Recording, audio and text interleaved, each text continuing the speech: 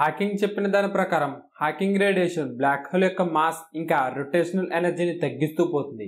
అలా కొంతకాలానికి ఆ బ్లాక్ హోల్ ఎవాపరేట్ అయిపోతూ వస్తుంది. దీనివల్ల ఆ బ్లాక్ హోల్ మాస్ రీగెయిన్ చేయలేదు. సో కొంతకాలానికి అది ష్రింక్ అయ్యి అల్టిమేట్గా వ్యానిష్ అయిపోతుంది. చిన్న చిన్న బ్లాక్ హోల్స్ని మినహాయించి లార్జెస్ట్ బ్లాక్ హోల్స్ అన్నీ కూడా చాలా స్లోగా ఎవాపరేట్ అయిపోతాయి. ఈ రేడియేషన్ యొక్క టెంపరేచర్ని హాకింగ్ టెంపరేచర్ అని అంటారు. ఈ టెంపరేచర్ ఆ బ్లాక్ హోల్ యొక్క మాస్కి ఇన్వర్స్లీ ప్రపోర్షనల్గా ఉంటుంది. సో ఎంత చిన్నగా ఉంటే బ్లాక్ హోల్ అంత ఎక్కువ రేడియేషన్ ఎమిట్ చేస్తుంది. అలాగే లార్జ్ బ్లాక్ హోల్స్ ఎమిట్ చేసే రేడియేషన్ కంటే కూడా ఫాస్ట్గా స్మాల్ బ్లాక్ హోల్స్ ఎక్కువ రేడియేషన్ ఎమిట్ చేస్తాయి. సో విశ్వంలో ఉండే స్మాల్ బ్లాక్ హోల్స్ అన్ని హై ఎనర్జీ రేడియేషన్ ర్యాపిడ్గా ఎమిట్ చేస్తూ ఉంటాయి.